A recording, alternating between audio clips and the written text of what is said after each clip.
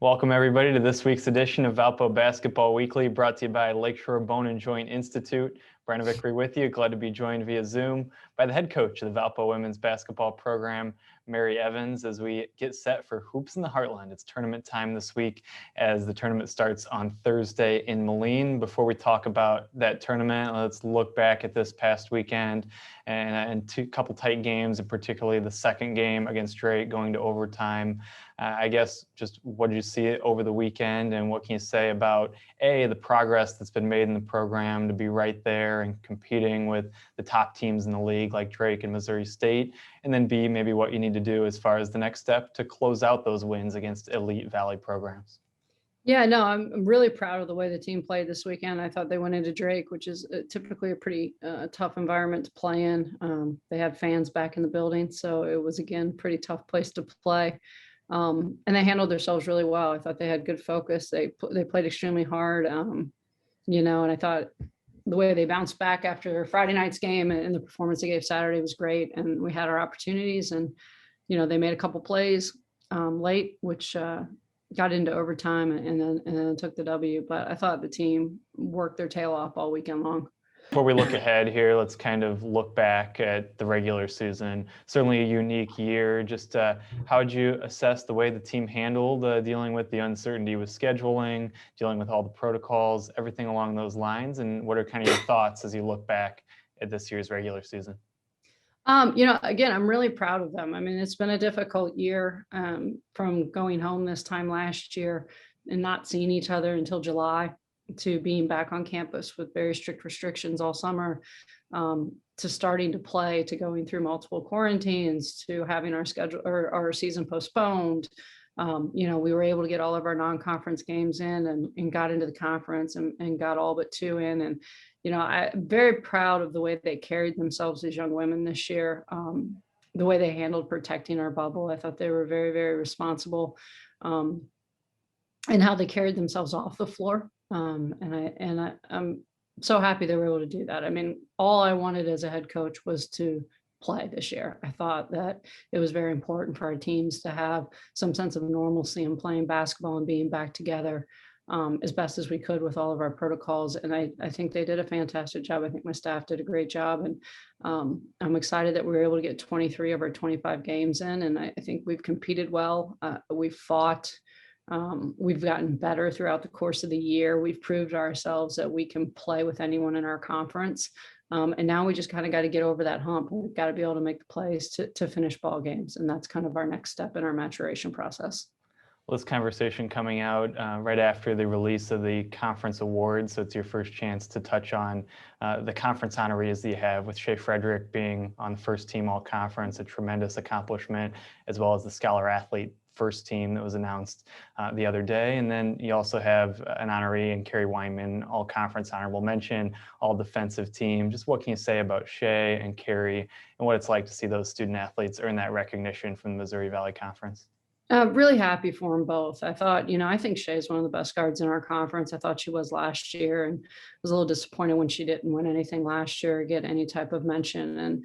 And I think she was too. And I think she came out and she played this year, and she didn't play to try to win an award. She just played to try to be the best point guard for her teammates. And, I think she is a kid that would much rather facilitate for others than to score. And she understood that we needed her to score this year. And she stepped up to the table and took on that responsibility. I thought she guarded better this year. I think her statistics speak for themselves. She's top 5 in scoring, top 5 in assists.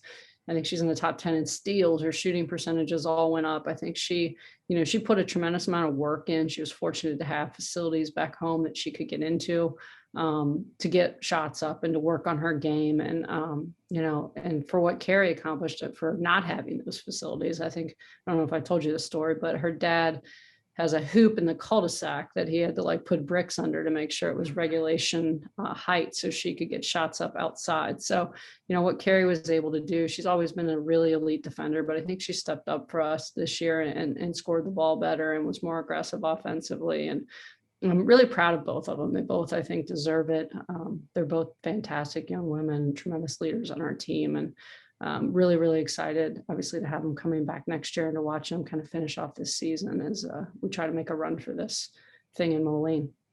Well, speaking of Moline, at this time last year, you traveled to Moline, but then did not tip off the tournament. I think everybody knows what happened at this time a year ago. Just what's it going to be like to be back in Moline, and maybe what's the vibe, what's the excitement like surrounding the players and the team right now going into an opportunity in the conference tournament? Yeah, I think we're all excited to get back. I mean, we're disappointed on how things ended last year. I think we all feel um, for the young women in our program that didn't get the opportunity to play in Moline last year. They have the opportunity right now to have two of them that are still very close to the program, with Grace Hales being a graduate assistant for us, and Addison Stoller kind of back helping us with our strength and conditioning at this point. So they remember that, it's in the back of their mind. And I think that all of our players are very grateful just for the opportunity to play after what happened last year. Nothing's guaranteed. And typically it takes an injury for that to happen for someone. And so on top of, you get that mindset of having something taken away, but you're also having to come back from an injury. And I think, for everyone, not just our team, now you kind of had that taken away from you, but you don't have to battle back from an injury and go through all that rehabilitation in order to get basketball back. And so I think they're really excited. I think we're excited for our draw. Obviously, didn't really want to be playing on Thursday. That was one of our goals this year, which we weren't able to achieve. But we like our draw. I think they're excited to get another opportunity to play Drake if we can take care of Evansville on Thursday.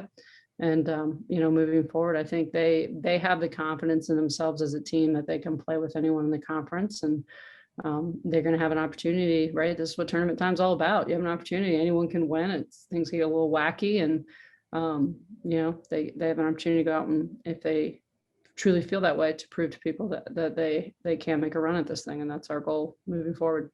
Let's talk about Thursday night, which is where it starts. You split with Evansville here at home in the regular season. Just what are some keys going into that matchup to take care of business on Thursday night?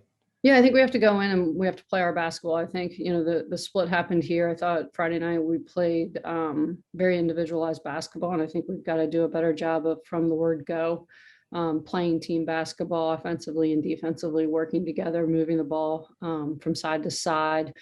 Making them, I thought their game plan against us was good. They really shrunk in. They wanted to kind of let us have early shots, and when we weren't making them, that turned into a really good thing for them. I think we settled to take 43 3-pointers against them in the first game and only made 7 of them. So we have to work to get better shots. We have to attack the rim before we shoot those shots.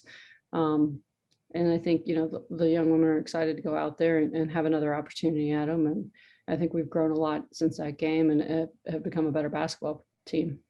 Well, tournament time, always exciting. Looking forward to this week. If you want to follow the tournament and the program, you can follow us on social media or check out valpoathletics.com.